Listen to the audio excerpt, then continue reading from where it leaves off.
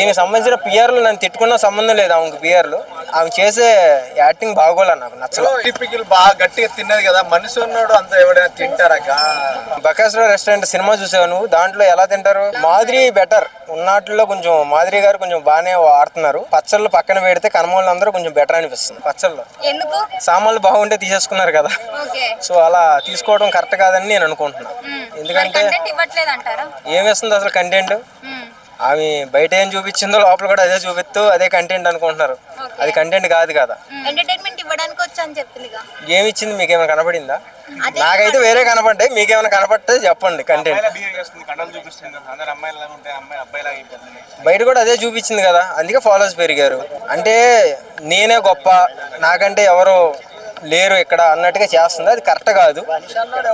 So దీనికి సంబంధించిన పిఆర్లు నన్ను తిట్టుకున్న సంబంధం లేదు. ఆమెకు పిఆర్లు ఆమె చేసే యాక్టింగ్ బాగోలే, నాకు నచ్చలేదు. ఈ రోజు టిపికల్ బాగా గట్టిగా తిన్నది కదా, మనిషి ఉన్నాడు అంత ఎవడైనా తింటారా? ఎందుకు తింటారు? ఎందుకు?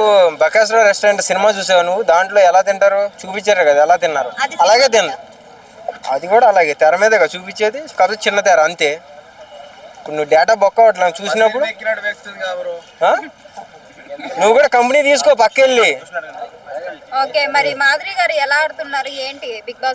మాదిరి బెటర్ ఉన్నట్లో, కొంచెం మాదిరి గారు కొంచెం బాగానే ఆడుతున్నారు. కొంచెం ఆడియన్స్ ని ఆకట్టుకునేది ఎవరన్నా ఉన్నారంటే మారుది మన ఈమె. తర్వాత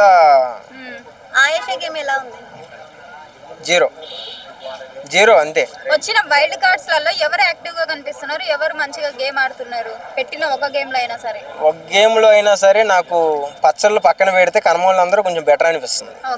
అంటే నా ఆమె శత్రువు కాదు, నా పగేం లేదు. సో అక్కడ ఏం కనపడతలా, గేమ్ అయితే ఏం కనపడతలా.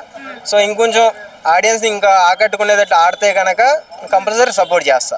సో మరి మాధురి గారు ఎందుకని అనవసరమైన మ్యాటర్స్ లలో తల దూర్చి అనవసరంగా గట్టిగా అరుస్తుంది అన్నమాట?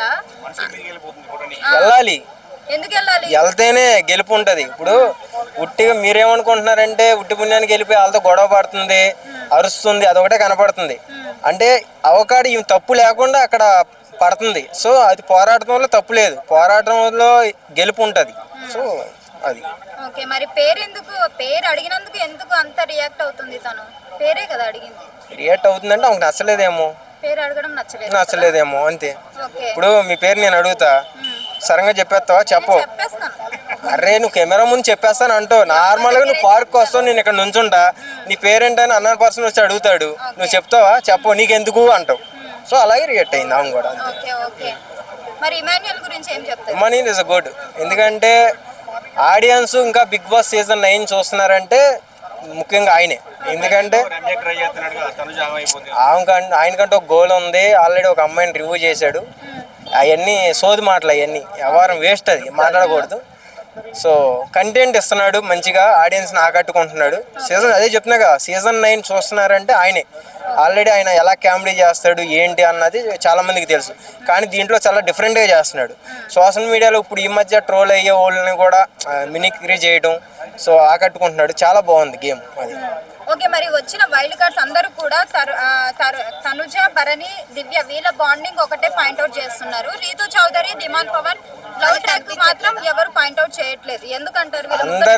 అందరిది ఒక లెక్క అయితే వీళ్ళది ఒక లెక్క. అక్కడ మొత్తం అందరితో ఒక లెక్క అయితే వీళ్ళది ఒక లెక్క. అలాగే బిగ్ బాస్ సీజన్ 9తో సంబంధం లేదు. వాళ్ళది వేరే ప్రపంచంలో ఉన్నారు. వాళ్ళు వదిలేయండి, నాగార్జున గారు వదిలేయండి. వాళ్ళు వేరే ప్రపంచంలో మునిగిపోయారు, మీరు వదిలేయండి అంతే. మరి ఈసారి ఎవరు ఎలిమినేట్ అయ్యే అవకాశం ఉందంటారు? అది చెప్పలేకపోతున్నాం. ఎందుకంటే నాగార్జున గారు తిరగమరగ చేసేస్తున్నాడు సీజన్ 9ని. వీళ్ళు అవుతారు అనుకుంటే వాళ్ళు అవ్వట్లా. సో వీళ్ళు బయటికి పంపిస్తారా అంటే వాళ్ళని అవ్వట్లా. ఏం అర్థం కాకుండా పిచ్చి లేపుతున్నాడు చివరి మూమెంట్లో. సో చూడాలి ఎవరు అవుతారో ఏంటి అని.